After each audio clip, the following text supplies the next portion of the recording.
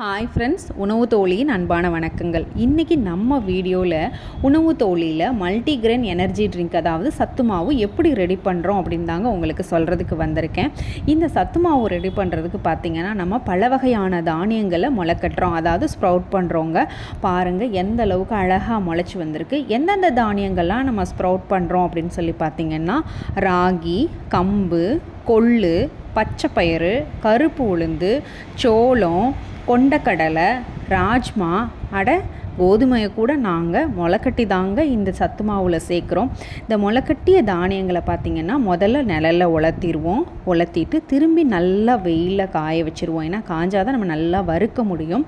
இது தவிர பாரம்பரிய அரிசியான செவப்பரிசி, கருப்பு கவுனி அரிசி, குதிரவாளி, பூங்கார் அரிசி, மூங்கில் அரிசி, பனிவரகு, சோளம், கேரளா அரிசி, சாமை, தெனை, குதிரவாளி, மக்காச்சோளம், மாப்பிளச்சம்பா, பருப்பு வகைகளான துவரம்பருப்பு, பாசிப்பருப்பு, கடலைப்பருப்பு, பொரிகடலை, குழம்பு கடலைப்பருப்பு, கருப்பு எள்ளு, இன்னும் நிறைய தானியங்கள் சேர்த்து இதை நல்லா வறுத்து நம்ம மிஷினில் கொடுத்து அரைக்கிறோங்க.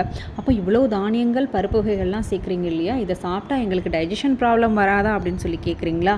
இப்போது இந்த தானியங்களோடு இதில் நாங்கள் இன்னும் என்ன சேர்க்குறோன்னா ஓமம், மிளகு, சீரகம், வெந்தயம், சுக்கு, ஏலக்காய் இதெல்லாம் சேர்க்குறதுனால உங்களுக்கு டைஜஷன் பிரச்சனை எந்த பிரச்சனையும் வராது.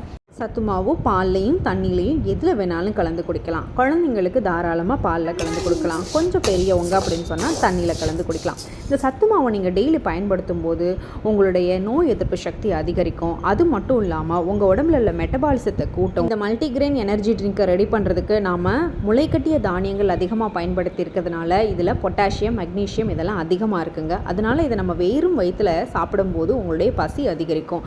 அது மட்டும் இல்லாமல் நீங்கள் இதை காலையில் உங்கள் சாப்பாட்டுக்கு முன்னாடி குடிக்கும்போது உங்கள் உடம்புக்கு தேவையான ஊட்டச்சத்துக்கள் எல்லாமே சரியான முறையில் கிடைக்கும். குழந்தை சரியாகவே சாப்பிட மாட்டேங்கான், அவனுக்கு நல்ல ஊட்டச்சத்து கொடுக்கறதுக்கான ஒரு ஆப்ஷனாக எதுன்னு கேட்டிங்கன்னா இந்த சத்து மாவுங்க. ஏன்னா நம்ம இதில் சேர்த்துருக்கிற அத்தனை வகையான தானியங்கள், பருப்புகள் எல்லாத்தோட சத்துக்களும் உங்கள் குழந்தைங்களுக்கு கிடைக்கும். ஒவ்வொரு குடும்பத்திலும் இருக்கக்கூடிய பெண்கள் கண்டிப்பாக இந்த மாதிரி சத்து மாவுகளை எடுத்துக்கணுங்க. ஏன் அப்படின்னா நம்ம குழந்தைங்க, கணவர், வீட்டில் உள்ள பெரியவங்க எல்லாரையுமே கவனிப்போமே தவிர நம்ம கவனிக்காமல் விட்டுருவோம். ஸோ அவங்க எல்லாருமே கண்டிப்பாக இந்த மாதிரி சத்து மாவு தினமும் அவங்களுடைய உணவில் ஒரு பாகமாக சேர்த்துக்கும் போது அவங்களுக்கும் அவங்க உடம்புக்கு தேவையான எல்லா விதமான சத்துக்களும் கிடைக்கிறதுக்கு ஒரு சப்போர்ட்டிவாக இருக்குங்க.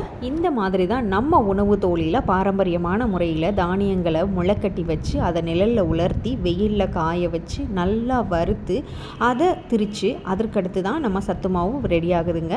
ஸோ இந்த சத்து மாவு வேணும்னு நினைக்கிறவங்க ஸ்க்ரீனில் தெரிகிற இந்த நம்பருக்கு வாட்ஸ்அப் பண்ணுங்கள்.